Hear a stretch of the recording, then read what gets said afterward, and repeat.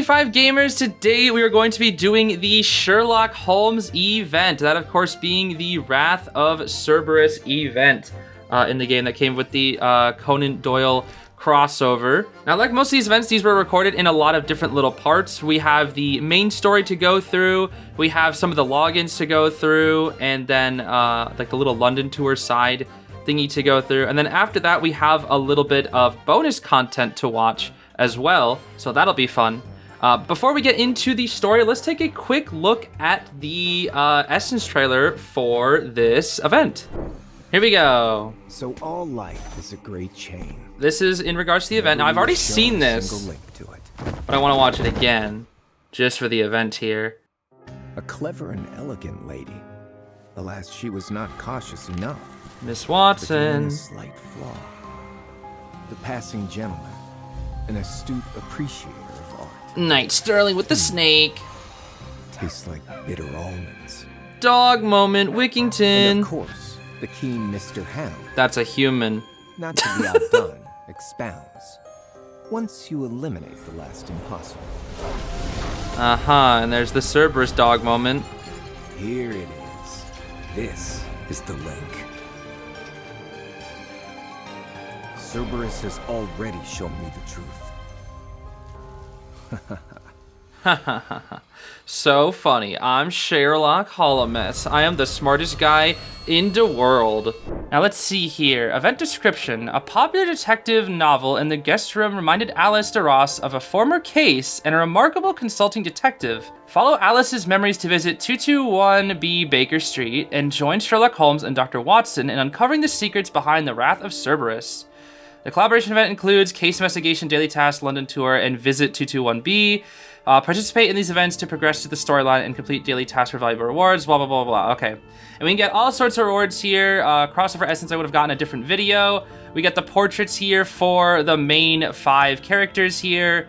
And then we get a lot of little furnitures as well. Lots of little furnitures. Even like multiple of certain one. Like they say like 3 and 3 for some of these. Like, I don't know why we get so many of them, but let's not waste any time and take a look at the event. Here we go. Okay, so I guess we got some books here. The current craze for detective stories brings to mind the Manor's former investigation into an art laundering case and the unforgettable presence of a consulting detective.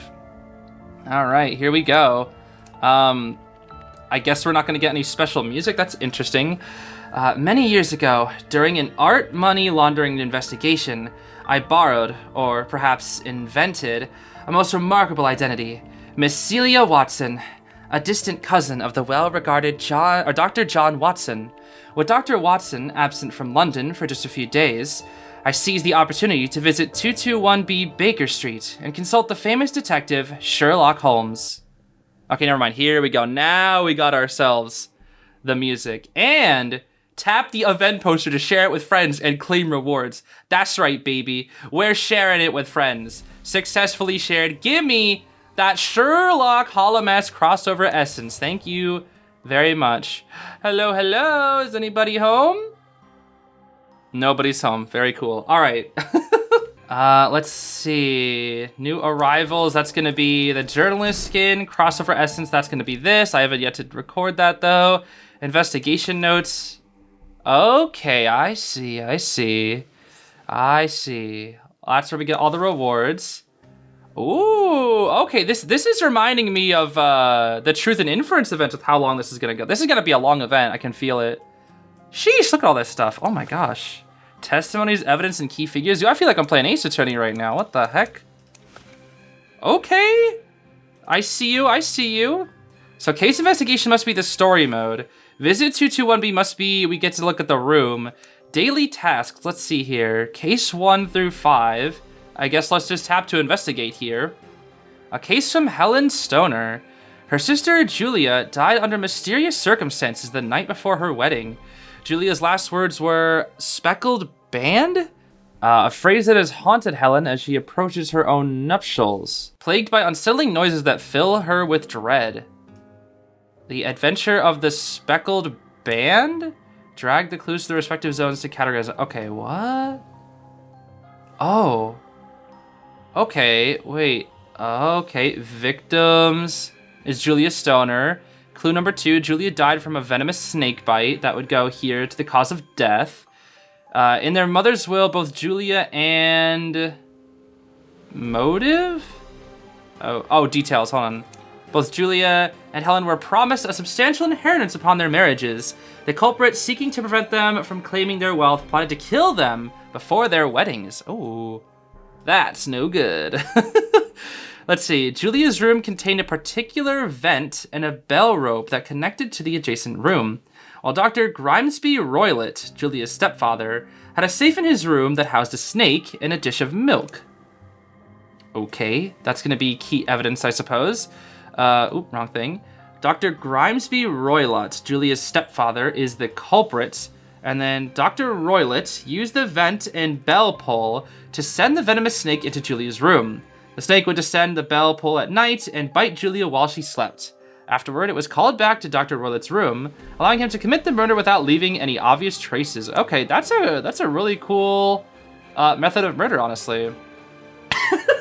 In the case of a detective story, I feel like I have to make that clear. All right, investigation overview. The Adventure of the Speckled Band was first published in the Strand magazine in 1892, and later included The Adventures of Sherlock Holmes. It is widely regarded as one of the finest short stories in the Sherlock Holmes series, cherished by readers and critics alike. Interesting. I gotta start reading, bro. I really gotta start reading these books now. Maybe I should start reading them while I'm doing this event, huh? That would be cool. Too bad I have to watch Koa. Anyway, we get a very beautiful portrait here of Miss Watson. The art style is just absolutely gorgeous, bro. I can't wait to get everything else, dude. Oh, man. Oh, the art style here is so beautiful, dude. They look like paintings, I swear. Well, I guess that's the first day for our daily tasks. So let's do day 2 here, which will get us the Inspector Lestrade portrait here. A case from the Tobias Grayson of Scotland Yard. A case from Gregson. I said Grayson, what? Gregson of Scotland Yard. An unidentified male body was found in a derelict building in London. Although there were no visible signs of violence, a single word, Raish, was scrawled in blood on the wall beside the corpse. Oh, okay. More of these dragging clues things. Enoch Drebber and Joseph Strangerson, wow, okay, that is funny, are the victims. Yeah, forgive me if I mispronounce people's names. I feel like I'm going to be really bad at this. Enoch Drebber died from poisoning while Joseph Strangerson was stabbed to death. Yo, there's another Joseph I'd like to stab to death, and his name is Joseph... I actually don't know what his last name is. The camera bro, dude, he's so annoying to fight. Revenge. Lucy Ferrier, who was betrothed to Hope, was forced to marry Drebber and ultimately died due to the tragic circumstances of their union. Hope's deep-seated hatred for Drebber and Strangerson, both members of the Mormon community who played a role in coercing Lucy into marriage, fueled his vow of vengeance for Lucy and her father. Okay, so that is the motive. The word Raish, which means revenge in German, was found written in blood at the crime scene. Footprints and tire tracks were discovered at the scene. The missing wedding ring. Records of Hope's activities during his time as a coachman. Okay, and this would be key evidence. Jefferson Hope, the fiancé of Lucy Ferrier before she married to Enoch Drebber, is going to be the culprit. Then Hope followed Drebber to London and took him to an empty house after Drebber had become intoxicated. In the house, Hope offered Drebber a choice between 2 pills, one poisonous and the other harmless. Drebber chose the poisonous pill and died shortly thereafter. Subsequently, Hope tracked down Strangerson at a hotel and entered his room, where he confronted and ultimately stabbed him to death. And that is the modus operandi. Investigation overview. A Study in Scarlet is the first Sherlock Holmes novel by Sir Arthur Conan Doyle, first published in 1887. Initially released by Ward and Locke Co. as a standalone book, it did not attract much attention at first and received a lukewarm response. However, as the popularity of the Sherlock Holmes stories grew, A Study in Scarlet began to gain recognition. Okay, I mean, that's usually how a lot of things start off, is most people don't really pay attention to them. But now we got the Inspector Lestrade here. Okay, let's see what we have for today's daily task. Probably some more mysteries. A case from Miss Mary Morstan. Her father disappeared under mysterious circumstances 10 years ago, and each year since, she has received a pearl. Recently, she received an anonymous letter instructing her to meet the sender near Lyceum Theatre in London. I don't know how to pronounce that. The sign of 4, okay, interesting. We have Bartholomew Sholto, which is the victim's. Bartholomew Sholto died from a poison dart. What the heck? That sounds awful. Jonathan Small sought to reclaim what he believed was his rightful treasure, which had been brought back from Agra. Small accused Captain Arthur Morstan and Major Sholto, the fathers of Mary Morstan and Bartholomew Sholto, of betraying him and stealing the treasure, which would be the motive. The phrase, the sign of 4, was discovered in the victim's room along with the indentations made by a wooden leg. Yo ho ho, a pirate's life for me? What? Jonathan Small, a former British soldier, imprisoned in India for his involvement in a plot to steal the treasure of Agra. Alright then, and that's the culprit. And then finally, Jonathan Small and Tonga entered Bartholomew's room by opening the window. Tonga used a blowpipe to fire a poison dart, killing Bartholomew instantly. They left the phrase, the sign of 4, in the room as a symbol of their vengeance. I see. Why do they keep leaving symbols and signs? Why do they keep doing that, bruh? Because they know Sherlock about to discover that and just, arrest them for it. Or it's going to help him figure out the case. The Sign of 4 was published in Lippincott's Monthly Magazine in February 1890. This novel is Sir Arthur Conan Doyle's second full-length Sherlock Holmes story, which solidified Holmes's reputation and attracted increased attention from readers. I see. And this nets us our Dr. Watson portrait. How about that? So that's the third case. Okay, time for another daily task. Let's do this one again. No recipient from Sherlock Holmes. This case is presented without a specific recipient, detailing... Oh, it just says from unknown and then to Sherlock, never mind. Detailing Sherlock Holmes' intense investigation into a dangerous crime syndicate. Having faced off against some of the most notorious criminals in London, Holmes' relentless efforts to dismantle their operations have made him a target. As the threats against him escalate, Holmes decides to temporarily leave London for his safety. Ooh, okay. That's kind of cool. The final problem. Interesting. Sherlock Holmes is the culprit. Okay, interesting. Sherlock Holmes fell into a waterfall. Cause of death? He dies? Well, that's... Oh, wait, no. No, Sherlock Holmes is the victim. My bad. He died? I was like, culprit. What? He killed somebody? He dies? Nah, bro. It's got to be a fake death, surely. Infuriated by the constant inference of Sherlock Holmes, the leader of the criminal underworld set his sights on eliminating the detective once and for all. Ah, okay. That's the motive. Near the falls, Dr. John Watson discovered Holmes' cane and a letter that detailed Holmes' tense encounter with the head of the criminal organization. Ooh, okay. Professor James Moriarty. And then clue 6, let's see. Professor James Moriarty, the leader of the crime syndicate, followed Holmes to Switzerland, intending to settle their feud in a secluded location. However, during a violent confrontation, both Holmes and Moriarty ultimately fell into the waterfall. Okay, but he didn't actually die, right?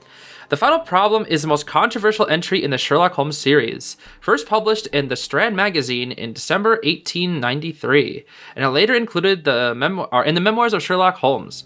Sir Arthur Conan Doyle intended to conclude the series by having Holmes and his arch-rival Professor Moriarty die together, which resulted in an intense backlash from readers. Oh my gosh! He actually dies.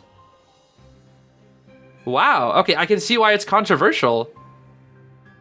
He wanted them to die together. That's kind of crazy. Huh. That's actually kind of sad. Well then. Well, rest in peace, Sherlock Holmes. I guess that's how he dies. And we get, of course, Knight Sterling. So then what do we get for the last day, then?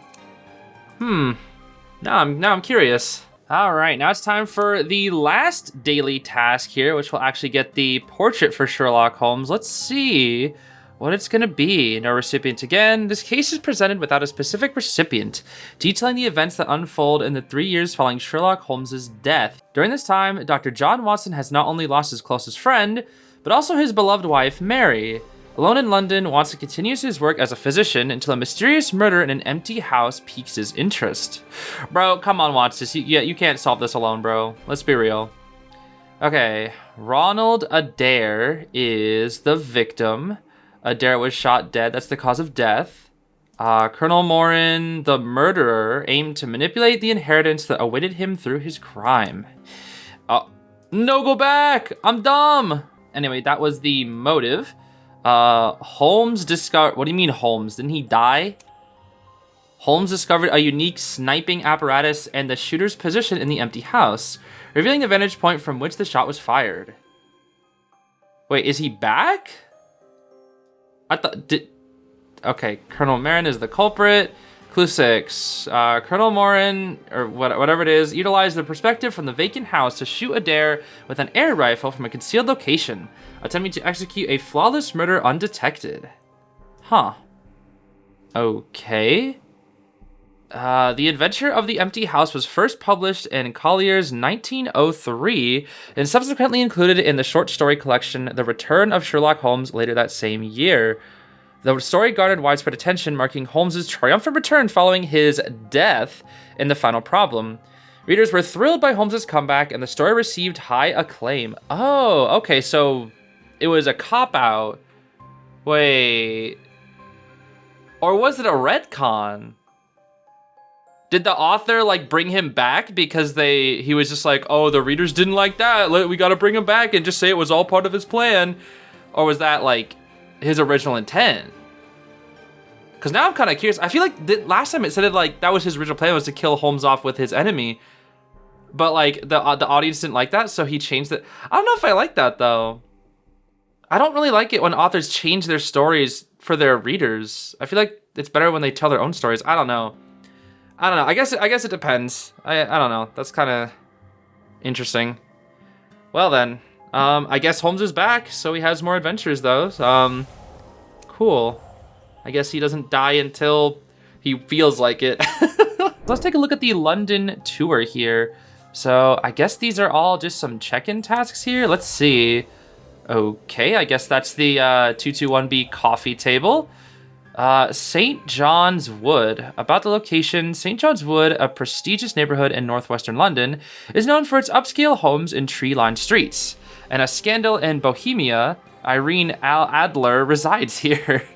Check-in task 2. Okay, that's just doing that stuff. So I guess we have just little pictures of this. These are real pictures. Yeah, this is an artwork. These are real pictures. Okay, that's kind of cool. Let's see. Boop. I think we actually have maybe we have all the tasks done here. Oh my gosh. Oh, that's cool. I kind of want to go here all of a sudden. So this is 221B Baker Street. 221B Baker Street is the iconic home of Sherlock Holmes and Dr. Watson, where they reside, take on cases, and put their brilliant deductive skills to work. Over the years, it has become synonymous with the Sherlock Holmes stories, drawing visitors and readers from around the world. All right, and that gets us the wall hanging thing, I guess. And we can kind of just explore around London here. So this is a straight up map of London. That's honestly pretty cool. Okay, let's see. Let's do this one here next. That'll get us another wall hanging thing. So we got like a little park here or something. Park Lane. In the western part of central London is one of the city's most iconic landmarks for tourists. Hyde Park and Knightsbridge are nearby, and the area is home to numerous high-end apartments and hotels.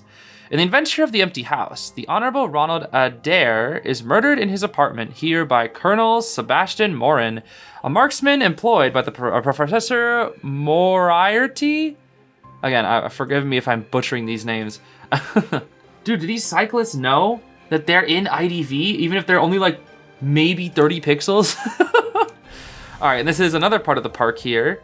Hyde Park, located in central London, is one of the city's most famous parks, known for its vast open spaces and historical significance. It was also the venue for the 1851 Great Exhibition. In the Adventure of the Noble Bachelor, the missing bride is last seen at this location. I see. Well, this is just a little field here. They kind of picked a really sad time to come here and take these photos. I don't know if these were taken by Netties themselves, but like they kind of picked a bad time. I cannot lie. That's a funny little bird there. Yeah, they kind of picked a bad time to go to London because all the trees are dead, dude. That's honestly kind of sad. But if they took these photos, that's kind of funny because it's like all these photos look like they were taken around the same time. I'm doing like some of my own Sherlock Holmes investigating right now. And so that means, was this, I guess it must have been in development during the winter. That's interesting. Okay, well then, let's see here. Let's go here next. We get the green Chase lounge chair or something, I'm guessing. Yeah, okay. Sure, let's see what we got here. Belgrave Square, located in the city of Westminster, is a symbol of London's wealth and elite social circles. The Diogenes Club, frequently mentioned in the works of Sir Arthur Conan Doyle, is said to be located here. The square is also home to many prestigious clubs, including the Reform Club, featured in the Jules Verne's Around the World in 80 Days. However, the Diogenes Club is a fictional creation. Bro, I feel like I mispronounced half of those things, but, alright then. Some of these look like they were taken a long time ago. I don't know. I'm actually really curious about these photos now. I don't know if these were taken by nutties themselves or... I don't know. Hard to say. Hard to say. Let's see here. This will get us the bedside table and Covent Garden Market. Originally a fruit and vegetable market, Covent Garden has evolved into a vibrant area offering shopping, dining, and entertainment. In the adventure of Mazarine Stone, Sherlock Holmes uncovers vital information here. The origin of the goose, which ultimately leads to discovery that the sapphire is hidden inside the bird. Okay, interesting. It's funny to me that like they're taking pictures of the roof, like 3 different pictures of the roof here, and then just some little wagon thing. But oh, we can't take a picture of any of the actual market. Let's just take a picture of the roof. But maybe there's like, I don't know, laws about that, so they can't take pictures of actual people. I don't know, bro. Let's see here. This is the Charing Cross Station. This gets us the suitcase. Charing Cross Station, a key transport hub in central London, connects the city to various regions across the United Kingdom. In the adventure of the missing 3-quarter, Sherlock Holmes and Watson track the missing rugby player's whereabouts from here. Okay, that looks like a little fun to be up in that little area there. Little cool clock there as well. Oh, dang, we have a... Dang, okay. NetEase really likes taking pictures of roofs for some reason. These are all like up. These are all like shot like from the ground, looking up. I'm noticing that. They don't want to like take pictures of actual people. That's interesting. I mean, it's the architecture that actually matters. So we got the fireplace here. Let's see, Scotland Yard. Scotland Yard. The headquarters of the London Metropolitan Police Service is where Sherlock Holmes served as a valuable advisor to the officers. Despite their occasional doubts about his unconventional investigative methods, the officers have great faith in him due to his impressive success rate and remarkable deductive abilities. Scotland Yard is featured in famous cases such as the Sign of the Hour, or Sign of the Four, A Study in Scarlet, A Scandal in Bohemia, and The Hound of the Baskervilles. All right. New Scotland Yard, huh? Interesting. Well, at least we actually get to see the street on this one, and one other person is in this photo, so I guess they are more willing to take a photo of something if there's not a lot of people in it there, so interesting. Okay, and I think this one right here, oh no, we have a couple more. So we have that one, and I think this one right here. All right, let's see here. This will get us the reading table here. This is St. Bartholomew's Hospital. Founded in 1123 and located in the heart of London, St. Bartholomew's Hospital is one of the oldest hospitals in Britain. In A Study in Scarlet, Dr. John Watson, who recently returned from the Second Anglo-Afghan War, meets Sherlock Holmes through their mutual friend, Stanford. Stanford pines from gravity. All right, at the time, Holmes is conducting chemical experiments in the hospital's laboratory. The two quickly become friends and decide to share a flat on Baker Street, marking the beginning of their collaboration as detectives. Okay, so there's a St. Bartholomew's Hospital, just a little front entrance there, I'm guessing. Little side entrance there or something, or... Oh no, it's the same thing, okay. Now finally, we have this place down right over here in Kennington. Is this the Oval? Oh, this will get us the picture frames I see here. Brixton Road, okay. Located in South London, Brixton Road is a lively thoroughfare that connects the Brixton Road, located in South London, is a lively thoroughfare connecting the Brixton area to central London. That felt weird to read. In A Study in Scarlet, Lauriston Gardens, where the word Raish is found in blood red letters, is said to be located at the end of this road. However, Lauriston Gardens is a fictional place. Okay. So, this just happens to be in the area. Okay, so they finally decided to take a picture of all the cars here. Interesting. Huh. Yo, do you ever think, like, these businesses, do you think somebody on, like, who owns a business on the street has played IDV? Isn't that crazy to think about, that, like, accidentally your business could just end up in IDV in a picture? That's kind of cool, bro.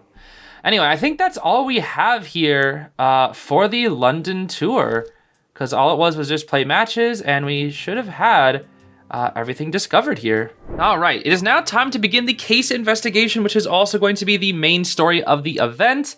I haven't played this for a while, so I imagine all the event is unlockable at the moment. I'm pretty sure that it is, but we have quite a long way to go. We have like 8 chapters plus through this, and an epilogue.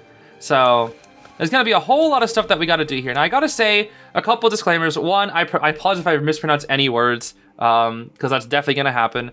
2, I have not read a single Sherlock Holmes book, nor have I seen the show, so I'm not gonna really know any background knowledge going into this, so I apologize for that. I'm kind of just gonna be going this completely blind, so let's just take a look.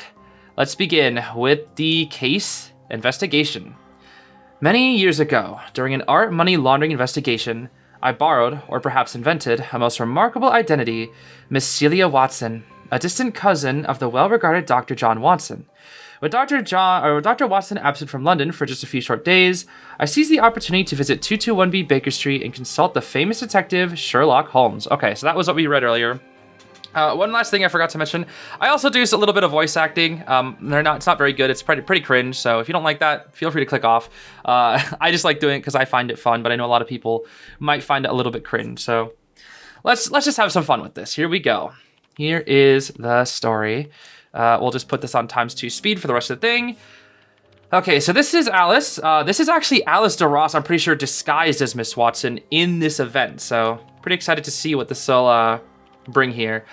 I tapped lightly on the door, which was answered by a dignified lady of advanced years who introduced herself as the landlady. Upon hearing my intention, she welcomed me courteously and led me into the living room. Yo, is it Chow Ling, bro? Alright, well, here we are. Let's see what we got here. The fireplace burned low. Whether through the owner's deliberate choice or a slight lapse in attention, its embers barely stoking enough warmth to dispel the lingering chill in the air, leaving the room less inviting than I had hoped. Okay, then. We see a violin over here. An old violin, coated in a thin veil of rosin, indicating frequent use. Bro, I need to get more rosin for my violin, although it's actually not even with me right now, so maybe not. A carefully tended deerstalker hat. Is that what that's called? Okay, well now I know. Now I know how to buy it. A laboratory table set with test tubes and other experimental apparatus. Alright then, well, that looks to be the room, I guess. Are you fond of music as well? There he is. This is Sherlock Holmes. Hey there, buddy. Tall and slender, a pair of sharp, perceptive eyes. He exuded an air of keen intelligence and vitality. Alright then. Oh, he's just, hey. I dabble. Without further discussion, he moved to a nearby armchair, setting his pipe down on the side table. Mr. Sherlock Holmes, I presume. My name is Celia Watson, a distant relative of Dr. John Watson. It's a pleasure to meet you. The pleasure is mine, Miss Watson. Holmes took a brief but thorough look before gesturing to another chair for me to sit. With Watson away on an errand outside the city, I need urgent assistance with a case at Bevel Manor. If you don't mind, I would appreciate your company. Are you referring to the cursed manor? I see you've heard the rumors, but the curse isn't tied to the manor itself. It stems from a painting, Wrath of Cerberus. I was under the impression that the police classified the case as a misadventure. The truth is, many doubts remain unresolved. Just then, a girl in a boyish outfit entered, pushing the door open. Mr. Holmes, the carriage you requested has arrived. I've placed the items you wanted inside. Wiggins, will you be handling the carriage today? The girl, Wiggins, nodded and then turned her gaze toward me. Who are you? A relative of Dr. Watson's. Perhaps it was my imagination, but her lips seemed to curl into a knowing smile. Hello, Wiggins. You can call me Celia. Hello, Celia. Yeah, the happiness and depression. Oh, that animation is so goofy, dude. Wiggins appeared spirited and full of energy. Before she left, she waved at me and went about her preparations. Very well, Miss Watson. For a more detailed account of the case, you may refer to the journal on the side table. They were notes John recorded on the matter. At the very least, it shall render this somewhat lengthy journey a little more entertaining. Okay then, let's take a look at the notes then. With that, Holmes rose and exited the room. I quickly grabbed the journal from the side table and followed him. Alright, well, I guess we gotta leave now. Once they were in the carriage, I began to review the case notes written by my cousin. Alright, here, Dr. John Watson's journal. The long rain finally gave... Oh, no, let me get my postman voice here. The long rain finally gave way to a rare sunny day in London. I allowed myself the luxury of a lie-in and didn't come downstairs until noon. There, I found Holmes in his usual seat, absorbed in an art book, one of his many undisclosed hobbies. On the day of the visit, thing with the client tapped to view the photograph. This is just the room we were literally just in. Okay, whoa. All right then, chapter 1, new commission. The long rain finally gave way to a rare sunny day in London. I allowed myself the luxury of a lie-in and didn't come downstairs until noon. There, I found Holmes in his usual seat, absorbed in an art book, one of his many undisclosed hobbies. Okay, was this not just the thing I just read? Okay, I guess we're Watson now. The long rain finally gave way to a rare sunny day in London. I allowed my... Oh my gosh, am I really about to... I'm not reading this for a third time, bro. Not 3. Oh, hey, now he's in the freaking outfit. I'm afraid, Watson, painting is not an art I am well versed in, nor am I involved in the commerce of art. I had grown accustomed to his uncanny ability to read my thoughts, so I simply nodded and settled into another chair. It was then that I realized the book was a catalog from an art gallery by the name of Bevel. Bevel. That name sounds strangely familiar, like Santy Devil. I recall now, the art collector who met an untimely death. I read about it in the newspaper, along with the rumors of a family curse that has been whispered for years. Indeed, the very newspaper on the side table. Alright then, mysterious death of Ethan Bevel. The wrath of Cerberus unleashes its curse. Ooh. Wait, can you actually read these? Maybe. It's kind of hard to see. Ethan Bevel was a wealthy collector and artist.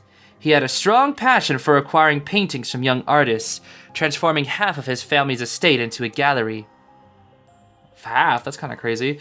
Ethan Bevel tragically fell to his death at the mansion not long ago, and the cause of death is still under investigation by the authorities. It was art dealer, it was Knight Sterling. The most renowned piece in the Bevel Gallery is Wrath of Cerberus. The curse surrounding it has gained even more attention following Mr. Bevel's death. Okay then, it sounds like we got quite the interesting case on our hands here. The painting is rumored to depict a hellhound staring directly at the guilty, and those who possess it are doomed to die under strange circumstances. Naturally, this tale only fed the public's morbid curiosity, making Wrath of Cerberus the crown jewel of Bevel's gallery, with many bidding vast amounts for it. Could Bevel's death be connected to his collection? Perhaps deduction is not your strongest suit, John, but your intuition never fails to amaze me. Yes, I had just escorted the butler from Bevel Manor before you came down. He remarked that... Yo, his mouth moves, what? They never do that. He remarked that fear had gripped the manor, and people were convinced that Mr. Bevel's demise was due to the curse. Nevertheless, Bevel was once a staunch materialist. He would never have believed in curses. A year ago, as the painting appreciated in value, he even built a dedicated exhibition hall for it. Once? Indeed, 6 months ago, as his health deteriorated, he began to believe in the curse. And just a week ago, his body was found in that exhibition hall, his expression one of sheer horror. So now they believe the curse is finally struck? Correct. But the butler rejects this notion, which is why he had turned to us for help. And of course, you'll never pass up an opportunity to take on such a challenging case. Come, Watson, gather your belongings. Roadworks in Watford have blocked the way, so we'll need to take a considerable detour to reach Bevel Manor. We? Naturally, Watson. You may not shine by yourself, but you are a conduit for lights, capable of stirring inspiration. Believe me, you must not downplay your strength, despite the fact that I just insulted you to your face.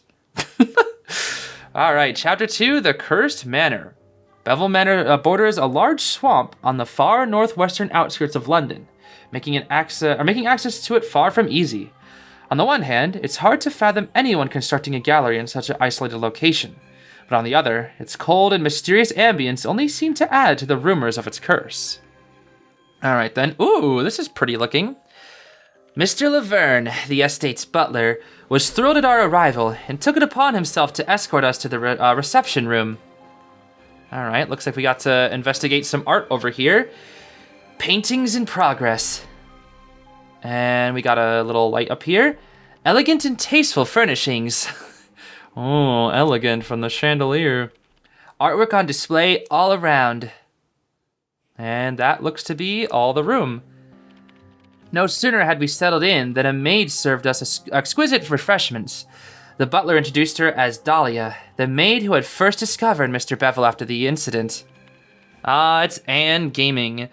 Pleased to meet you all. I'm Dahlia, the maid who served Mr. Bevel. Alright then. What's with the key? That's one big key you got there. Though she appeared youthful, there was a somberness to her presence.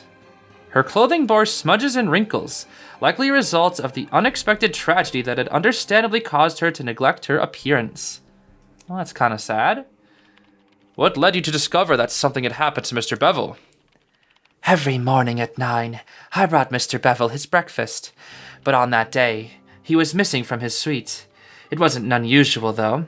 He had been staying in the exhibition hall all night for the past few days. So I went to find him, and then I saw... As she recalled the chilling scene, Miss Dahlia's voice wavered with unease. Oh, hey, Laverne, it's Embalmer. I don't have a voice for this guy. Mr. Bevel's untimely passing had a profound effect on her. With no children of his own, he often remarked that Dahlia bore a striking resemblance to his late niece, with whom he had been very close. If you wish for a more detailed account of the incident, feel free to follow me to the exhibition hall. The police are there. They conducted a full investigation yesterday and have returned today. I couldn't help but feel surprised. Scotland Yard isn't known for this degree of diligence. It appears the man handling this case is none other than our old friend, Watson. Alright, Chapter 3, Crime Scene. We follow Laverne to the Chamber of Curses, a detached two-story structure at the side wing of the main house. Alright then. Hey, it's First Flopsifer and Cerberus. Here we go. Been a while, hasn't it, Holmes? Dr. Watson? It's been some time, Inspector Lestrade. Alright, here he is. Carefully tended facial hair, yup. Alert eyes resembled those of a bulldog. Slightly gaunt.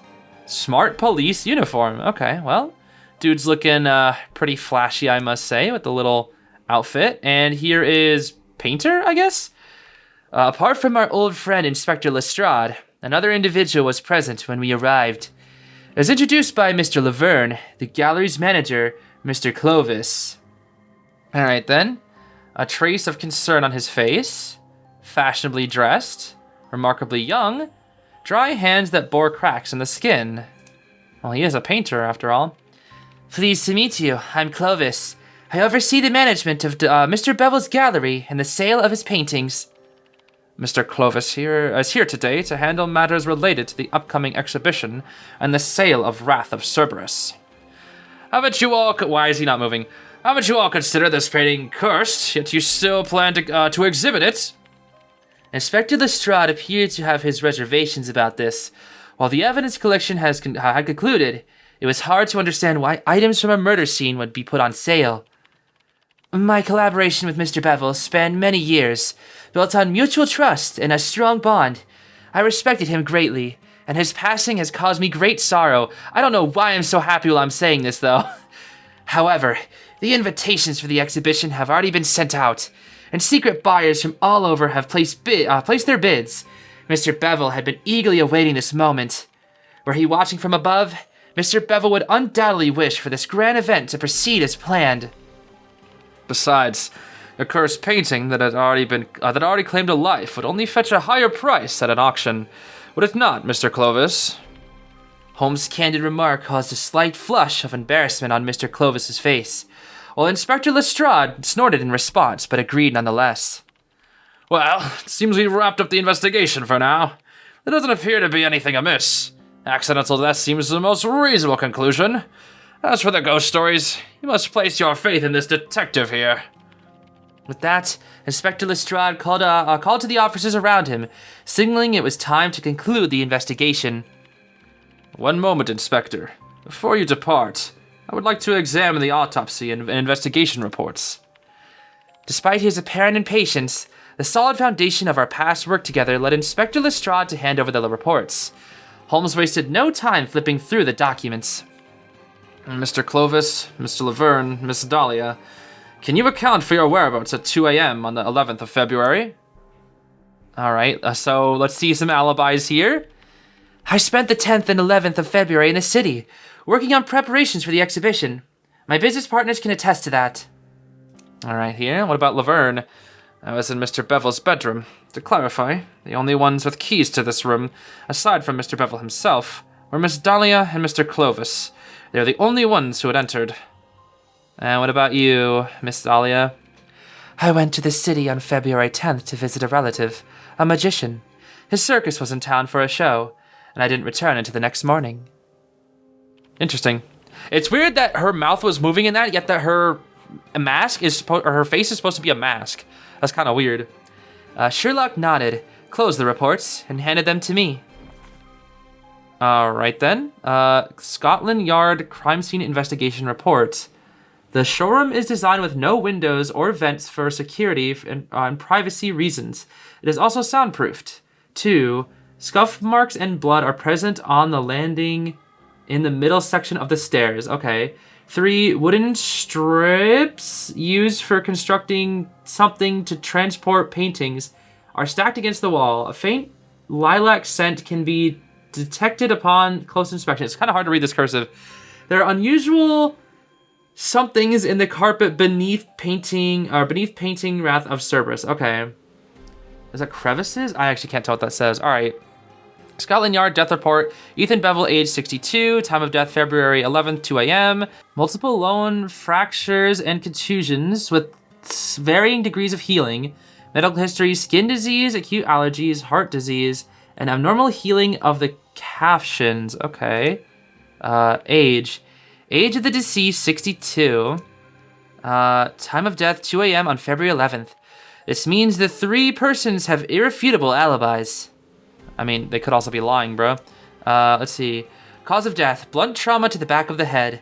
The injuries align with those sustained from falling downstairs. And external examination, multiple fractures and contusions at various stages of healing. And finally, medical history, recent reports of a skin condition linked to acute allergic reaction. There are records of heart disease and a fibula fracture within the past year. All right then. On the surface, these appear to be characteristics of an elderly person with poor health falling down the stairs, but my cohabitant's expression indicated he believed otherwise. Alright then, here we go. The exhibition hall is specifically designed for Wrath of Cerberus. Here we go, we do get to see these. Confined space, the hunter trait? It has no windows or ventilation openings for privacy and theft prevention, and soundproofing measures have been implemented. Okay then. There are scuff marks and bloodstains on the landing of the stairs. Oh, landing, I see. Along the wall are wooden slates. Oh, slates, that's what it said. Used to pack the artwork in crates. A faint scent of lilac hangs in the air. And finally, there are strange wrinkles in the carpet beneath Wrath of Cerberus. Okay. Did I say Cerberus? I meant Cerberus. It's too soon to assert it was an accident, Lestrade. What are you thinking, Holmes? I love the little expressions that they got. I need evidence to determine the identity and motive of the possible culprit. I'll need 3 more days. Mr. Clovis objected, but Inspector Lestrade thought it over and agreed to Holmes' proposal. 3 days, no more. The painting is too well known. The police are under intense public pressure. Holmes whispered a few words to the inspector, and Inspector Lestrade left with his constables. Mr. Clovis was deeply dissatisfied with the police's further delay in closing the case, storming off angrily. We then bid farewell to the butler. And here we are again. Wait, Mr. Holmes. As we were about to leave, the butler suddenly called out to us. He looked around the room, confirming there was no one else, and whispered, The truth is, I don't believe in those rumors of a curse. What did you say about the possible motive and culprit? I have some thoughts on that, but as Mr. Clovis was present, I suspect it's related to Mr. Bevel's inheritance. The butler expressed surprise. You mentioned that Mr. Bevel had no children. In that case, his inheritance would either be donated or divided among his partners. It's hard to say whether Mr. Bevel's life or death benefited Mr. Clovis more, being his partner. The butler nodded and informed us that he and Mr. Bevel's lawyer would be reading Mr. Bevel's will tomorrow. Unfortunately, only those on the designated list would be able to attend. Who is on the list? The invitees include some distant relatives of Mr. Bevel, Mr. Clovis, and an art dealer who will serve as a witness. An art dealer? Yes, a man who had frequent dealings with Mr. Bevel and Mr. Clovis in recent years. We have notified him of Mr. Bevel's passing, but he lives in Switzerland and will need some time to arrive. Holmes nodded, but his gaze fell on the unfinished painting nearby. Is this piece something Mr. Bevel was working on? No. This is Mr. Clovis's painting. Mr. Clovis excels at landscape paintings, while Mr. Bevel was better at painting animals and replicas. Holmes scanned the reception room again and instructed the butler not to let anyone move the painting. He told him he would return the day after the reading of the will and left. All right then. Well, I guess that's all. The record ends here. All right. Chapter 4, Wrath of Cerberus. The anger and resentment of the deceased linger on. Well, let's see what we got here. Was the reading of the will yesterday? Did Mr. Clovis inherit everything? Yo, you're sure up close. Jeez. As far as I know, no.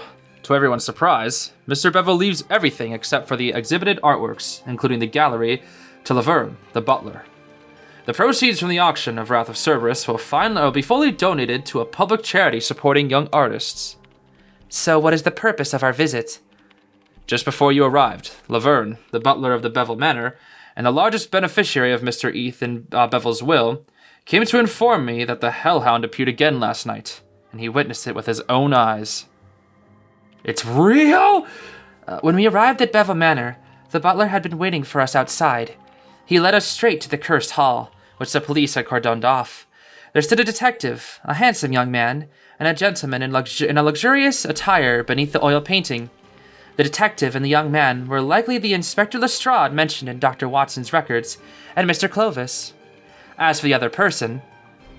Knight Sterling. Hey there. Greetings, everyone. The name's Roy Ramett, chosen witness to Mr. Bevel's last will and testament. All right, then. Meticulously styled hair and makeup, an elegant boutonniere, I don't know how to pronounce that word, with a pattern of a flower entwinkled by a snake tattoo, a deep green bespoke suit. Interesting. Holmes observed the witness for a while, then introduced me to the others before turning his attention to the painting. At the same time, I realized Wiggins had disappeared at some point. Where'd you go, Wiggins? Mr. Laverne, could you please tell us what happened last night? Certainly, sir. After yesterday's reading of the will, I arranged for all the guests and returned to my room to rest. That's when I discovered a letter under my door, bearing the ominous warning from Cerberus. Inspector Lestrade had handed the letter to Holmes, who examined it before passing it to me. At the midnight hour upon the stairs of truth, one may break free from the chains of cursed destiny. Okay, and that's what the letter is all about then, huh? At the midnight hour upon the stairs of truth, one may break free from the chains of cursed destiny. I suspected this might be related to Mr. Bevel's death. By coincidence, I'd inherited the key to the exhibition hall. So at midnight, I came here, only to find... His gaze turned toward the painting on the wall. I saw the hellhound, spewing flames. At his words, the room shifted its focus to the painting.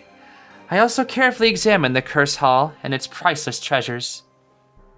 Alright then, let's see what's up here. There is a faint smell of garlic lingering in the air. Garlic? What? What the heck? The cursed depiction of a three-headed dog in the flames of hell stood ominously, its eyes fixed on the viewer, but there was nothing in the image that suggested spewing fire. Alright then, and then what's this here? Long wooden planks, which Dr. Watson also mentioned in his notes. Are they awaiting a new buyer? Why are they just on the stairs? What? Seems kind of weird. That's odd. Laverne looked at the painting, furrowing his brows. I can't shake the feeling that this painting is different from the one I saw last night. Dahlia, what do you think? At that moment, the maid, Miss Dahlia, appeared at the bottom of the stairs. Hearing the butler, she hesitated before reluctantly climbing up to join us. When she saw the painting, as if she had remembered something, quickly looked away in shock. Yes, it's different. I can't quite say how, but it's definitely different. Were you also here last night, Miss Dahlia? Holmes suddenly turned to Dahlia and asked, I came in when I heard Mr. Laverne scream. Dahlia replied. Her words rushed. Her eyes darted away from Holmes' piercing gaze. Ah, yes, last night. I was so frightened when I saw the Cerberus breathing fire that I almost fell down the stairs. Thankfully, I managed to grab the railing, or else... I was still in shock at the time, and it was Dahlia who helped me to the lounge after. I couldn't help but notice a discrepancy in his account. Time to cross-examine the witness. Spewing fire. Okay. Looks like we have some clues here. Oh. Wait, do we actually get to present evidence? Oh. Mr. Laverne said that seeing Cerberus breathe fire reminded him of the testimony about the painting. Okay, then. Let's see. What the heck? Okay, what? Crime scene investigation report. So one of these is right. So we actually need this, huh? Oh, it said remind him of the testimony. So the testimony, huh? Is this in regards to the cursed painting here? Maybe this is it? I remember hearing about the curse surrounding this painting. Isn't it supposed to target only the guilty? That was the version that had been circulating in recent years. The previous version was different. The Bevel family has long been a noble presence in this swampland. I didn't know we had In cutscenes. recent years, their wealth has surged, largely due to their impressive art collection. Okay. However, not so long ago, they were known as a notorious gang of thugs, infamous for their criminal activities.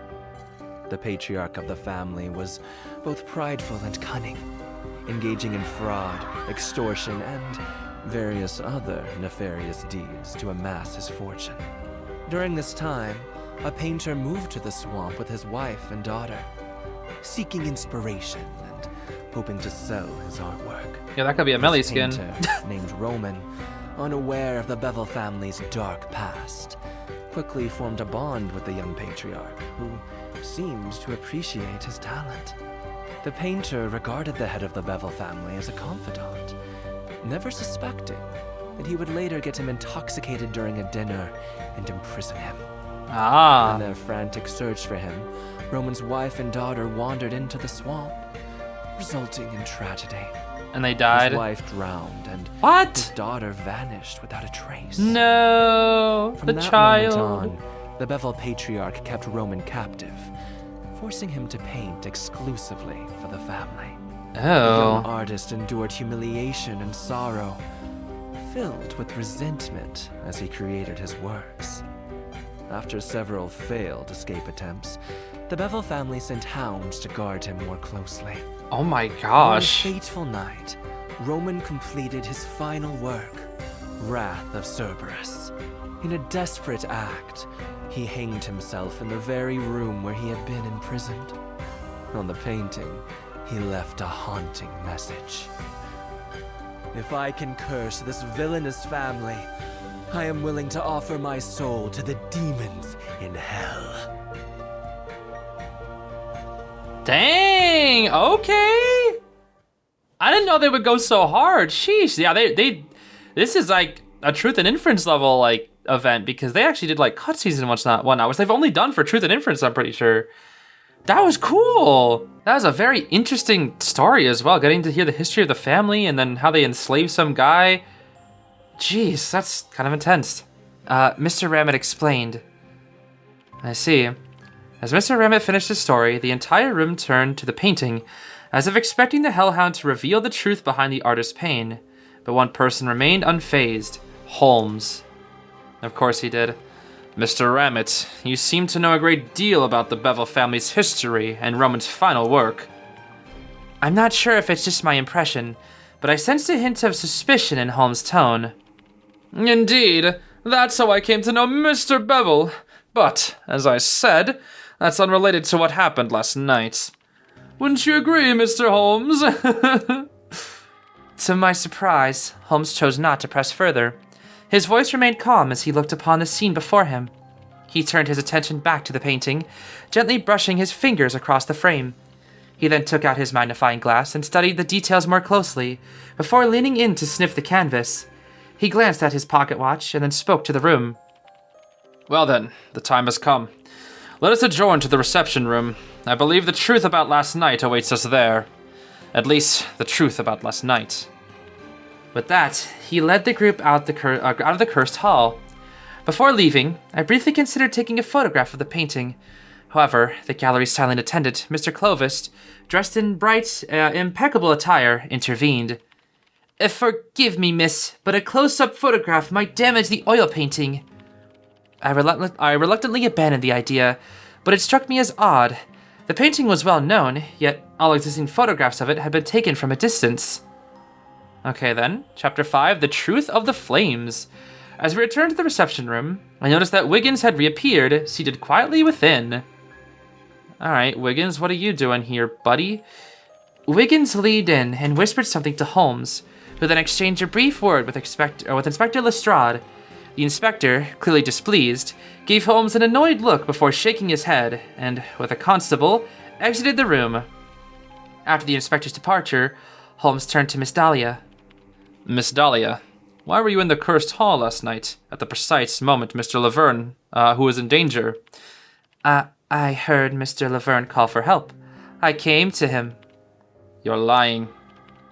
This testimony had an obvious inconsistency. What do you mean, obvious? Dahlia mentioned that after hearing Mr. Laverne's call, she went to the Chamber of Curses, but there's a key detail that raises suspicion. Oh, it's soundproof, duh! It's soundproof, that's why she wouldn't be able to hear. Here it is, Chamber of Curses, enclosed space. According to the investigation report provided by Inspector Lestrade, the exhibition hall lacks windows and ventilation openings to ensure privacy and prevent theft, and soundproofing measures have been implemented, so this is definitely our clue here. The exhibition hall is especially soundproofed. It would have been impossible for you to hear anything from the rest of the house. Indeed, I recall Dr. Watson's notes mentioning this very detail. I was merely passing by. At midnight? I couldn't sleep. I had insomnia because I was worried about Mr. Bevel's passing. Yes, I had a bout of insomnia. Miss Dahlia vehemently denied any wrongdoing, her voice shrill, as Inspector Lestrade and the constable returned to the reception room, seemingly carrying something. But Miss Dahlia, you appear much more polished today than when we last met. Oh, she's all cleaned up. Okay. Flustered, she persistently avoided Holmes' gaze. Spotless clothing, even crisp as if freshly laundered. These must be new garments. Okay then. There was something distinctly different about Miss Dahlia today compared to yesterday. Clean clothing, I guess. This? Huh. Let's see. I don't really know. I guess we might as well just take a quick peek at all of them. Just for the video's sake, I want to see all the details of everything so far. Okay, let me actually look about this. Let's see. Whose testimony supports this change? We'll see here. Is it not just this one? I feel like this is the one that we just got, but is this it? I guess it is. Miss Dahlia, have you changed clothes? Indeed. Yesterday I saw her wearing that old dress. She said it was to honor the late Mr. Bevel. Yes, to honor him. No, not to honor him, but because that very dress had become stained following the events of last night. At this point, Inspector Lestrade spread the clothing before everyone. Oh, bro, found it. Okay. It's a black and white maid's dress, somewhat old and wrinkled, as though crumpled and hastily folded. Fine brown powder. Brown powder, what? The inspector then placed a small bag of the same powder on the table. This was also found in Miss Dahlia's room, just as Holmes suspected. It's magic phosphorus. Magic phosphorus? Yes, magic phosphorus is often used in circus acts involving flames. It has an extremely low ignition point and self-ignites even with a mild heat. However, its sticky consistency makes it exceedingly difficult to clean. Why would Miss Dahlia possess a theatrical substance such as this? Oh, I remember now. The flames from Cerberus. It's in here somewhere. Ah, yes, okay, here we go. So I think we're a bit ahead of ourselves, but this should be the alibi, because on March 8th, Miss Dahlia visited a magician relative in the city where his circus was performing. She did not return until the following morning, so maybe she was picking up some of this powder from him or whatever. She once mentioned having a relative who is a magician, one who recently arrived in town. Your memory is remarkable, Miss Celia. And Mr. Laverne, what sort of lighting did you use in the exhibition hall last night?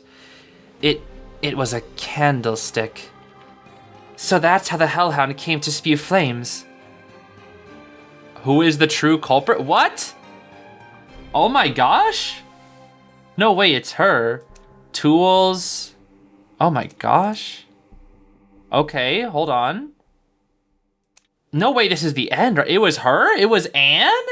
All right, so this should be magic phosphorus. Magic phosphorus often used in circus acts involving flames. Yeah, has an extremely low ignition point. So that's the tool. The trap is... We'll get to that. The motive is the fact it's the will, right? Yeah, Ethan Bevel's will bequeathed everything except for the exhibits to his butler Laverne, including the gallery itself. The proceeds from the auction of Wrath of Cerberus are to be fully donated to a public charity supporting young artists. Okay, yeah, because she wants the money, surely. The flaw is this, the dirty clothing. The method... Oh, wait. Wait, what? The method... Is it... I think I'm getting some of these mixed up. Hold on. Because you have tools, method, trap, but the method was the thing. So what was the tool? Okay, so I think this is the trap. Oh, that's not it. Oh, it tells you if you're wrong. Okay, so I was right, actually. So this is the method, right? So, or that's the tools. Oh, it doesn't matter which one. Okay, it switches it around. So we have method and trap. The method was, or the trap was the candlestick, yes? I think? Yeah, and no, that's the method. So what's the trap? This? The cursed hound? No? I don't know what this? Ah, okay, who is the true culprit? It's Anne. Dahlia. Deduction complete. She's the one who did it? Well, at least this crime. Maybe not the actual thing, but she did this crime at least. As Miss Dahlia, the favored maid of Mr. Bevel, did not receive any inheritance, it is no surprise she harbored a great deal of jealousy when Mr. Laverne, seemingly an ordinary employee, was set to inherit almost everything. Miss Dahlia placed the threatening letter in Mr. Laverne's room. Before midnight, Miss Dahlia scattered the magic phosphorus onto the painting. When Mr. Laverne, holding the candlestick, approached the artwork, the flame's heat ignited the magic phosphorus. In the darkness, it appears as though the Hellhound itself was spewing fire. During this process, some magic phosphorus accidentally found its way onto her clothing, making it impossible to clean. Thus, Miss Dahlia had to change into a new set of clothes. At that moment, Holmes' conclusion confirmed my own suspicions. Alright then, no direct contact is needed. The heat from the flame was sufficient to ignite the phosphorus Miss Dahlia had laid out earlier. It's a common trick used in the circus. Do you have anything else to say, Miss Dahlia? So, that's why you were afraid to look at the painting just now. It was watching you! It fixes its eyes only on the guilty. Realizing that he had narrowly escaped becoming a victim of murder, Mr. Laverne remained oddly composed. He merely turned to Miss Dahlia and quietly repeated the curse. "You're the one who should suffer from the curse. You darned thief, charlatan. I've worked my whole life and received nothing. Yet in a less than half a year, you've stolen everything that was rightfully mine." In a fit of rage, Miss Dahlia lunged at Mr. Laverne, but was swiftly restrained by the constables and escorted from the reception room. Mr. Laverne followed, seeing them out of the manor. So you're telling me all it takes to counter and jump is a constable? That's crazy, bro. We need a constable survivor, bro. After this, in the reception room, only Holmes, Mr. Ramett, Wiggins, Inspector Lestrade, and I remained. Then is she also the one who killed Bevel? Inspector Lestrade asked, voicing the question I had been pondering, though something still felt amiss. Unless specified otherwise, no servant would believe they were to inherit their master's wealth. While Mr. Bevel had no children, he had relatives and partners. Stands to reason that Mr. Bevel's continued life would have benefited Miss Dahlia more than his death. This is what caused Miss Dahlia's fury. What caused her to become so enraged? It's the freaking unforeseen will. This thing.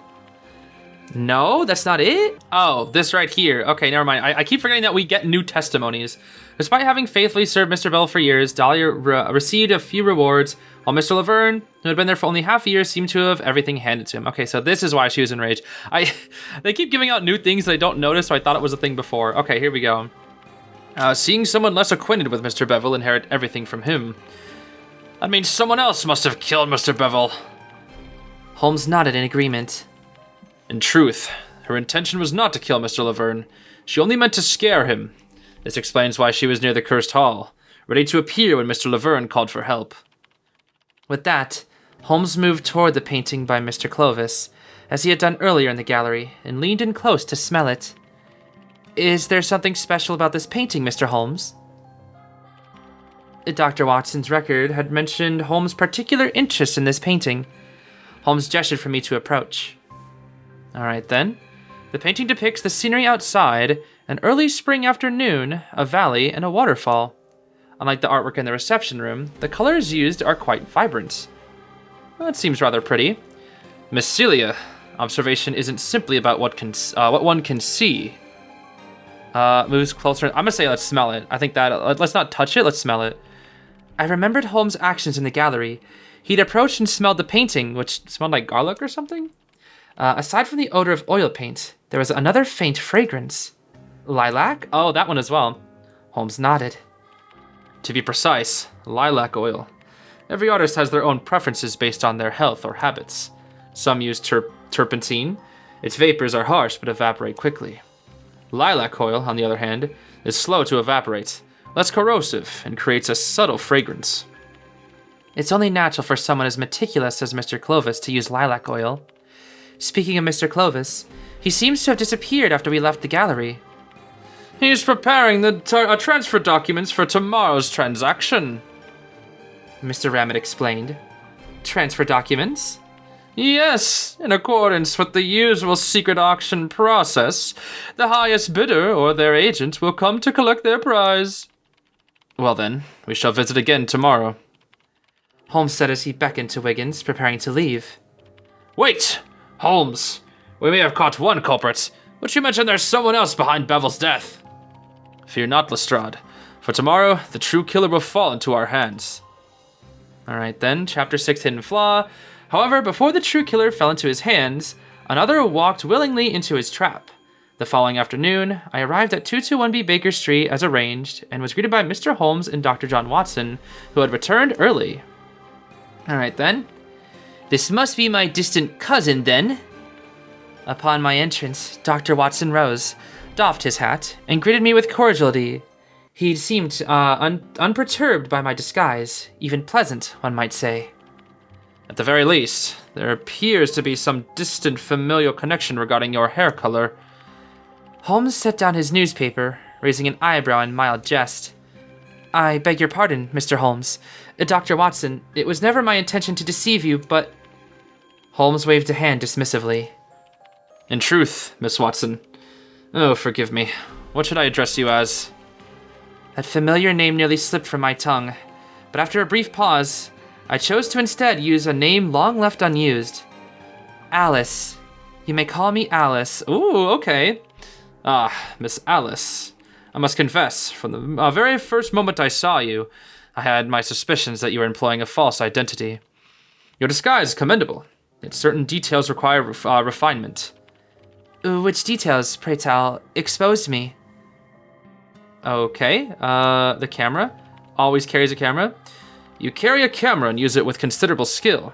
In these times, only women of certain professions, such as journalists, are so familiar with such equipment. Alright then. Youthful appearance, dressed in vibrant colors. You are quite young, dressed in vibrant colors. Yet I've never heard John mention having any relatives or acquaintances of such disposition. And shoes.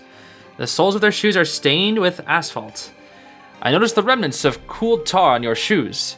You are a woman of refinement, Miss Alice. Not one to wear tar-stained shoes in public. Therefore, I deducted it must have been picked up along the way here. I've heard that the tarmac at Watford Station is currently under construction. Dang, okay, calm down, bro. And of course, the matter of the Spectrum editorial offices nearby. I know an editor there who mentioned a reporter investigating a money laundering case connected to artwork. As it happens, I possess a few clues on that very matter. So, you... I've read your investigative reports. Most intriguing. The author of such accounts must certainly be no fool. Given that John already had other arrangements to tend to, there seemed to be no harm in employing a brilliant temporary assistant. Other arrangements? Wick! I turned to Dr. Watson, who nodded and retrieved a small dog from behind him. Yesterday, Holmes sent me a telegram instructing me to procure this little creature from Inspector Hopkins and return to London ahead of schedule. Well then, now that the audience is assembled, it's time to uncover the true villain. Saying this, Mr. Holmes rose and moved toward the door. Dr. Watson, dog in arms, followed. I began to do the same, but Mr. Holmes turned and gestured behind me. Miss Alice, should you have further interest in this case, feel free to take the newspaper on the table. It contains many interesting details. I noticed then that Mr. Holmes had been reading not the current newspaper, but an older one, yesterday's edition, which had been placed in the carriage by Wiggins. Alright then, Mr. Bevel wins lawsuit in dog attack case. Mr. Bevel reports falling debris from construction. Mr. Bevel injured in carriage overturn. Artist questions wrath of Cerberus price manipulation. What the heck? Mr. Bevel wins lawsuit in dog attack case. Okay, I literally just read this. Okay. Okay, I can read, bro. I can read, game. Alright then. Numerous reports followed, detailing nearly 10 accidents in the past 3 months, all involving Mr. Bevel. So did he just, sue people constantly? We arrived at Bevel Manor after nightfall. Inspector Lestrade and Mr. Laverne were already waiting for us. Mr. Laverne informed us that Mr. Ramett had returned to Switzerland, while Mr. Clovis had gone ahead to meet the first secret buyer. So Knight's already gone? Are you serious? We did not encounter Mr. Clovis in the gallery, but as soon as we entered, Dr. Watson's dog began barking furiously. Mr. Laverne handed each of us a candle and led us toward the painting, Wrath of Cerberus. Cerberus. Why do I keep saying Cerberus, bro? Dr. Watson, is the dog afraid of the dark? I was quite taken aback by the dog's sudden agitation, especially since it had shown little distress during our bumpy journey. It was a remarkably composed and obedient animal. Certainly not, Miss Alice. Wick is a police dog, specially trained by Inspector Hopkins to detect toxic chemicals. This reminded me of a recent news report where police, with the help of a canine, uncovered a ring selling arsenic-laced cosmetics. However, my thoughts were interrupted by a sharp exclamation from a nearby officer who had lost his footing on the stairs and stumbled backward. Fortunately, Mr. Holmes was right behind him and steadied him. I looked down and saw that 2 steps below, where the officer had been standing, lay a wooden plank barely an inch lower than the first step, causing his misstep. This wooden plank... It was a small experiment I'd requested Mr. Laverne to prepare for our visit, and this... Mr. Holmes gestured to a pile of wood, purportedly used for packing in the painting. Was the murderer's handiwork, prepared for Mr. Bevel. I stepped closer to examine the planks. Alright then. The color is nearly identical to that of the carpet, making it hard to distinguish in the available light. It's slightly lower than the first step. And there's the faint scent of fresh wood shavings, clearly newly sewn. Okay. Or sawn, I should say. Speaking of scents, I recall the report mentioning that the police detected the odor of... It was garlic, right? Somewhere around here? Oh no, wait, it was lilac. When did it... Okay, so when was the garlic a thing? I remember it said garlic at some point. Was that just like a typo? I don't know. Or was it this one here? A faint scent of lilac linking to the S. Is it? Okay, this is also it. All right, so there's multiple clues that talked about the lilac. Oil used to mix pigments. Though it evaporates, its scent lingers, clinging to surfaces long after. The murderer, however, failed to realize that the scent had transferred to the weapon. Then, the murderer must be... I guess it's gonna be the artist who paints with lilac oil, Mr. Clovis! Arrest the manager! Inspector Lestrade immediately signaled an officer to move in, but Mr. Holmes stopped him with a hand. Hold on, Lestrade. Remember what I said. The criminals will walk into the trap themselves. Miss Alice, do you notice any differences between these two paintings? Mr. Holmes handed me a page from Bevel's gallery catalogue. Unlike the one circulated publicly, this copy was clearly a bespoke edition. All right then. Dear Mr. Altamont, we are pleased to invite you to Bevel Gallery on the 21st at 7 p.m. Your painting is complete, and we are confident you'll be pleased with it. We have reserved an exclusive area for you to ensure your visit is undisturbed. All right then. On the back was an invitation for a secret buyer named Altamont to visit the Bevel Gallery before 7 p.m. that night. All right then. And Wrath of Cerberus. But there's like a moon, like a red moon in the background. The front bore a description of Wrath of Cerberus than an up-close photo. Okay, maybe it is. It's just kind of gray when it's up there, but it seems so much more red in this one. Do you see the difference between the one on display and the one in this catalog? Yes. What stands out to you? I can't say. Do you see the difference between the one on display and the one on this catalog? No. Okay, never mind. I guess I don't. What about this one? Holmes passed me another invitation. Oh, okay. Well, I guess I'm just bad. Dear Mr. Musgrave, we are pleased to invite you to Bevel Gallery on the 22nd at 7 p.m. Your painting is complete, blah, blah, blah. Exact same thing. Okay. Cool. This one was addressed to a secret buyer named Musgrave, sent to visit Bevel Gallery at the following night before 7 p.m. Is it different? I don't know. The front bore a description of Wrath of Cerberus and a close-up photo. Okay. Do you notice any difference? No. No. Look more carefully. Come on, bro. Yes, totally. What stands out to you? I don't know. I don't know. Wait. Oh. It's mirrored. Oh, I'm stupid. Oh, I'm so dumb. It's mirrored. Bruh. Their heads are facing different directions. Yeah, okay then. Remarkable observation. Holmes stepped forward and placed a hand gently on the frame. The truth of the curse has now been revealed, thanks to Miss Dahlia's impulsiveness. He lifted the painting with a sudden, deliberate motion, and a distinctive click sounded as Wrath of Cerberus was removed from the wall. Oh. It is impossible for even the faintest flicker of magic phosphorus not to leave its mark on the canvas.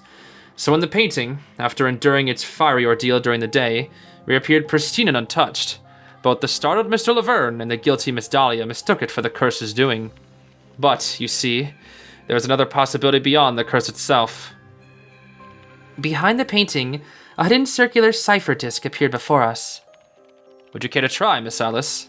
I suspect this has a challenge more suited to your talents. With pleasure. Okay.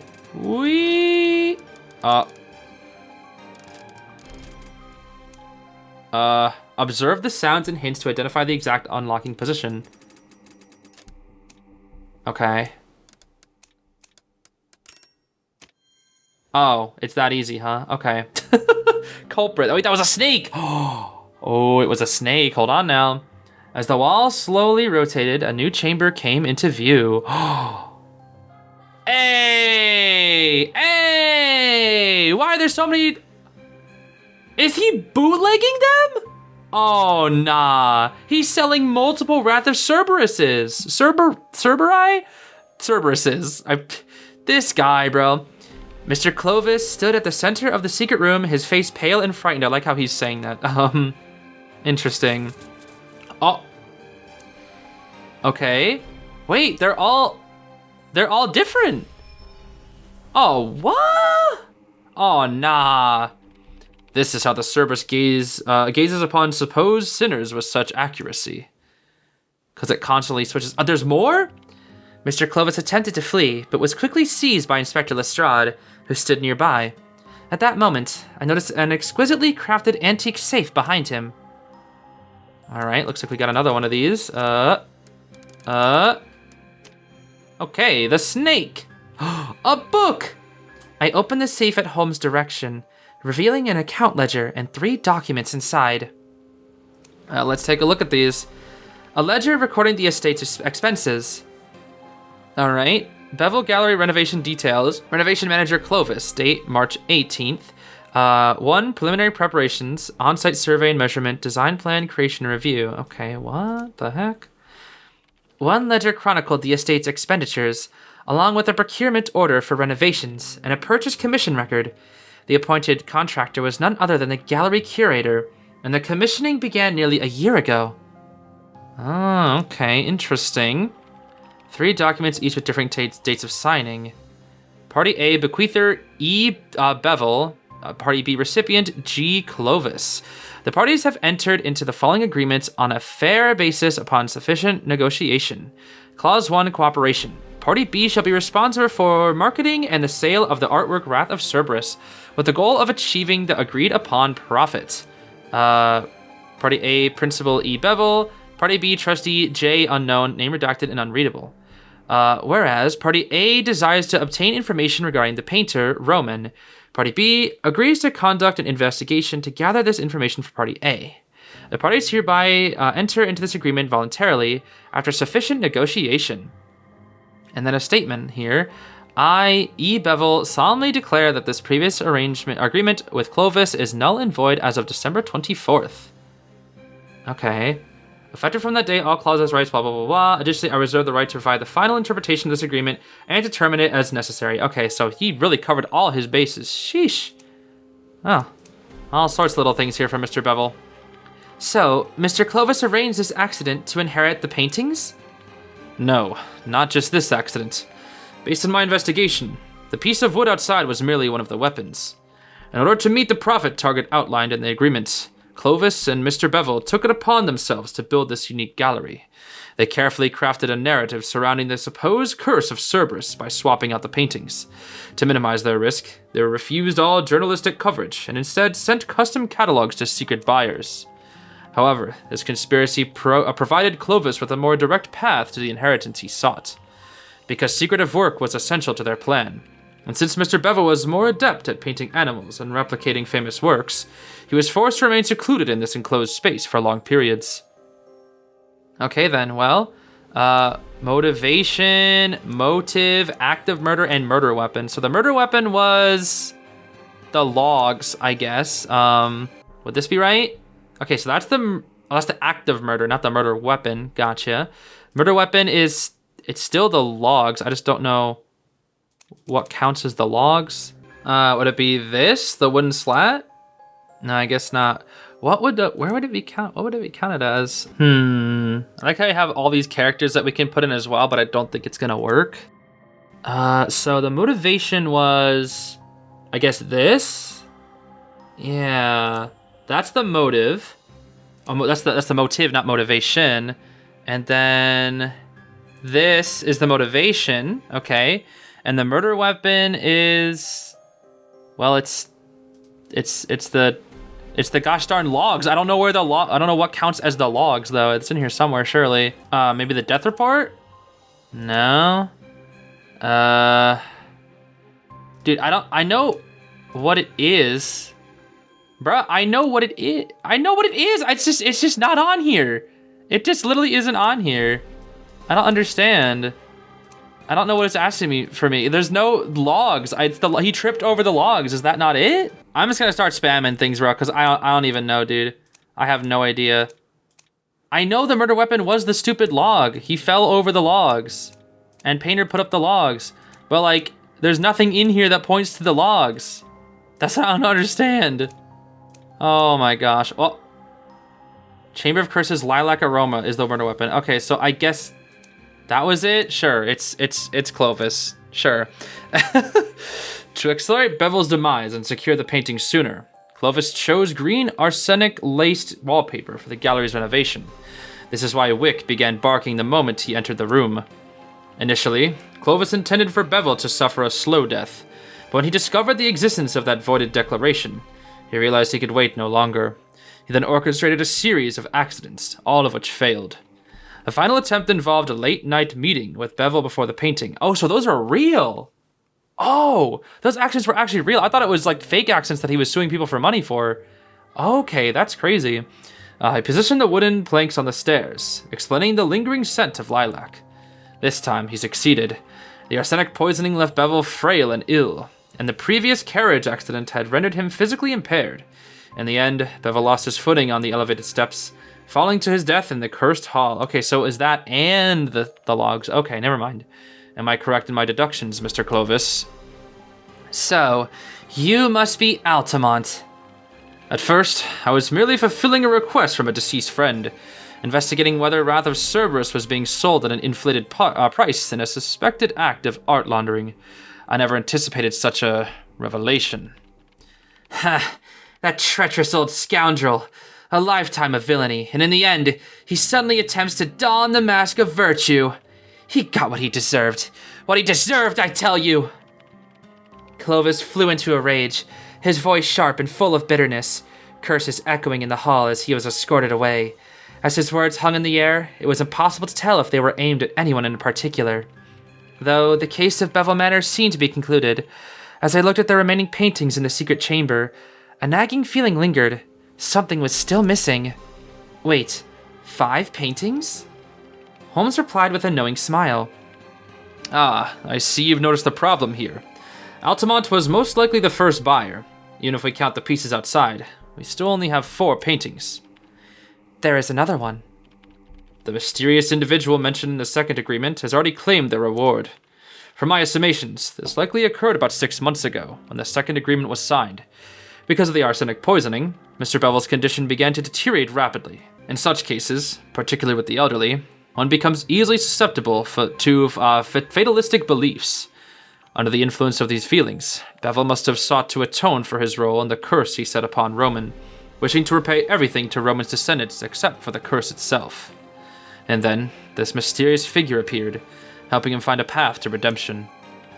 A path to redemption? Do you recall Roy Rammett's story? The missing daughter? So, she didn't die after all? I believe that to be the case. This mysterious figure succeeded in finding Roman's heir.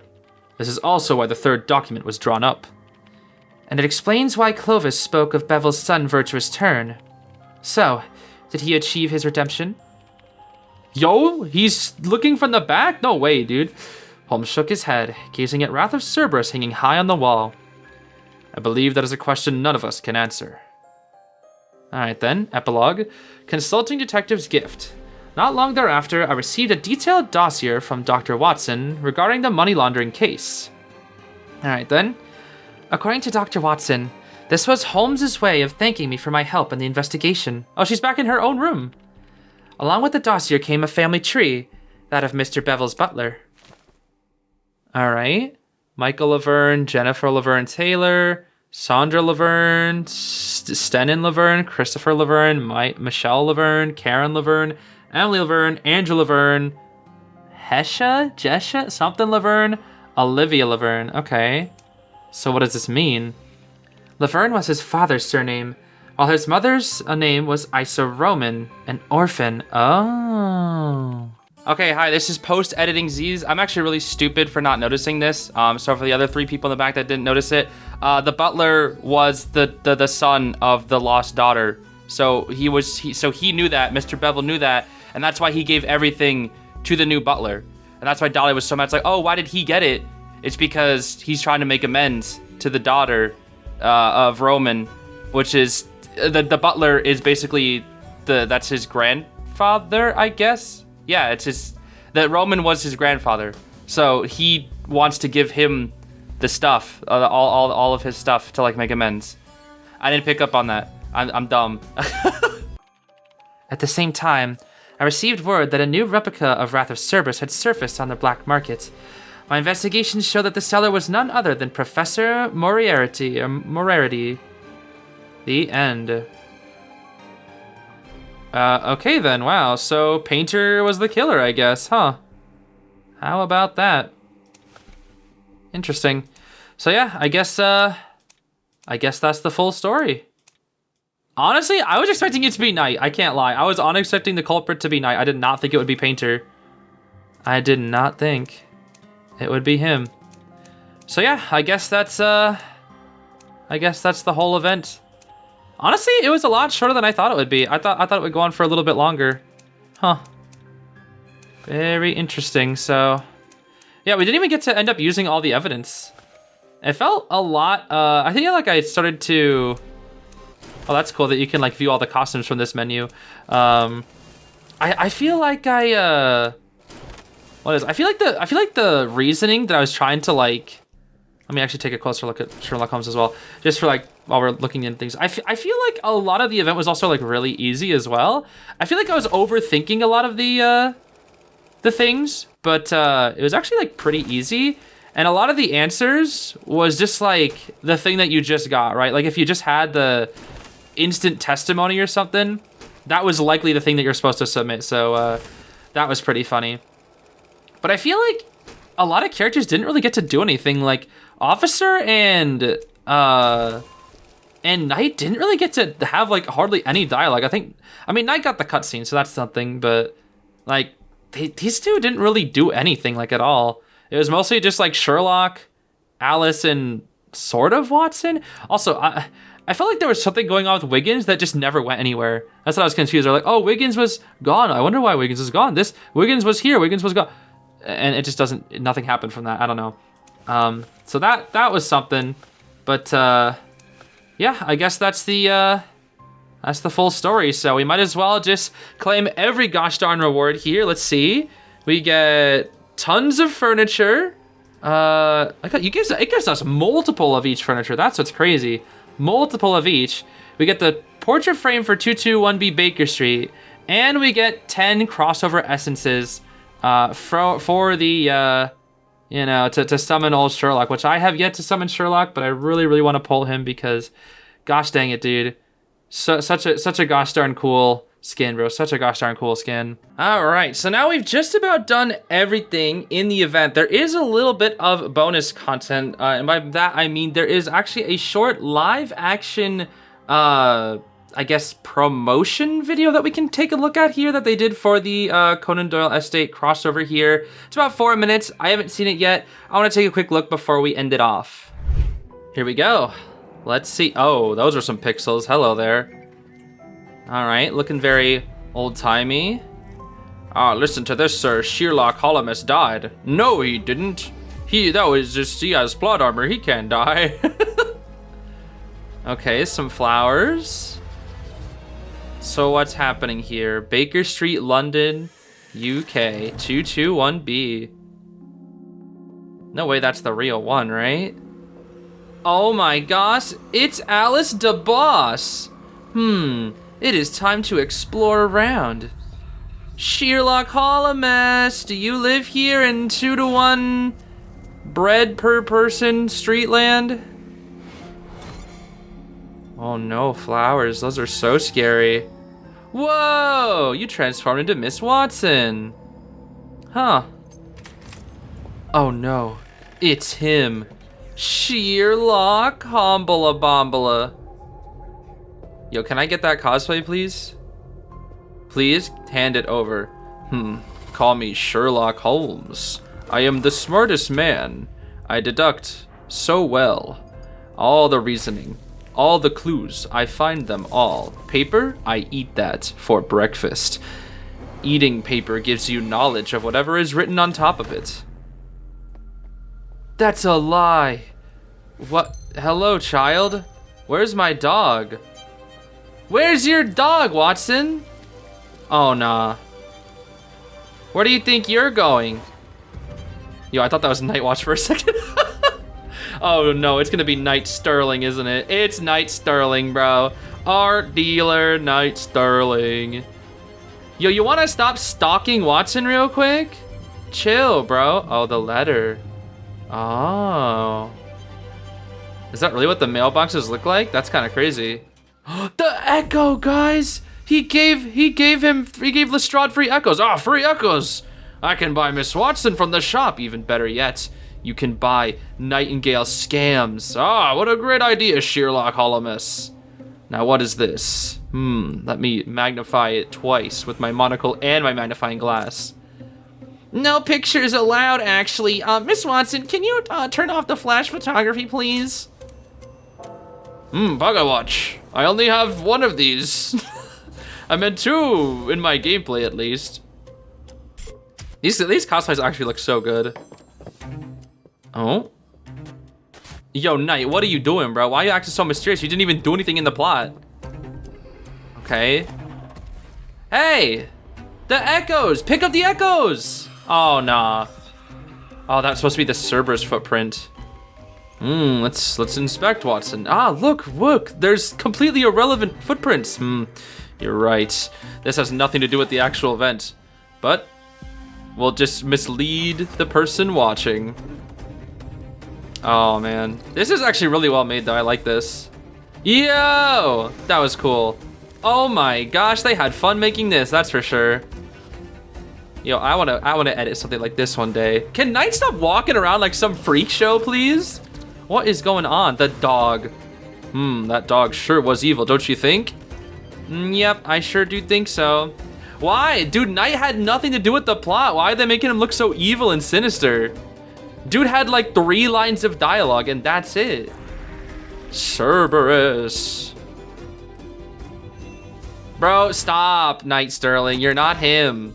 You didn't even have any like plot significance at all. Okay, maybe like a little bit. Yeah, Painter had more plot significance than you. They should have made you the killer. I don't know why they didn't make you the killer. Oh, is that what I think it is?